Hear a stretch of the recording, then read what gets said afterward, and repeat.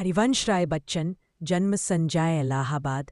प्रमुख रचनाएं: मधुशाला 1935, मधुबाला 1938, मधुकलश 1938, निशा निमंत्रण, एकांत संगीत, आकुल अंतर, मिलन यामिनी, सतरंगिनी, आरती और अंगारे, नए पुराने झरोखे, टूटी फूटी कड़ियाँ, काव्य संग्रह, क्या भूलूं क्या याद करूं, नीड़ का निर्माण, फिर बसेरे से दूर, दशद्वार से सोपान तक, आत्मकथा 4 खंड, हेमलेट, जनगीता, मैकबेथ अनुवाद, प्रवासी की डायरी उनका पूरा वाङ्मय बच्चन ग्रंथावली के नाम से 10 खंडों में प्रकाशित।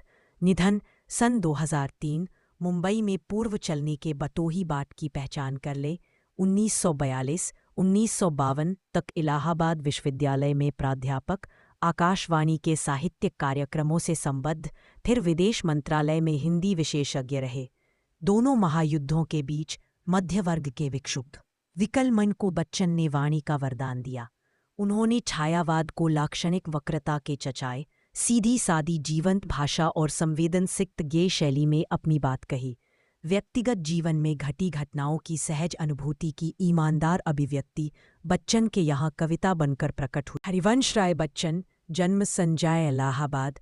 प्रमुख रचनाएं: मधुशाला 1935, मधुबाला 1938, मधुकलश 1938, निशा निमंत्रण, एकांत संगीत, आकुल अंतर, मिलन यामिनी, सतरंगिनी, आरती और अंगारे, नए पुराने झरोखे, टूटी फूटी कड़ियाँ, काव्य संग्रह, क्या भूलूं क्या याद करूं, नीड़ का निर्माण, फिर बसेरे से दूर, दशद्वार से सोपान तक, आत्मकथा 4 खंड, हेमलेट, जनगीता, मैकबेथ अनुवाद, प्रवासी की डायरी उनका पूरा वाङ्मय बच्चन ग्रंथावली के नाम से 10 खंडों में प्रकाशित।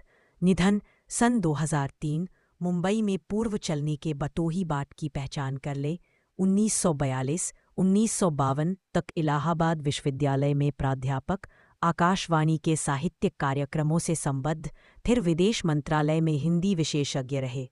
दोनों महायुद्धों के बीच मध्य वर्ग के विक्षुब्ध विकल मन को बच्चन ने वाणी का वरदान दिया। उन्होंने छायावाद को लाक्षणिक वक्रता के चचाए, सीधी सादी जीवंत भाषा और संवेदनसिक्त गेय शैली में अपनी बात कही। व्यक्तिगत जीवन में घटी घटनाओं की सहज अनुभूति की ईमानदार अभिव्यक्ति बच्चन के यहाँ कविता बनकर प्रकट हुई।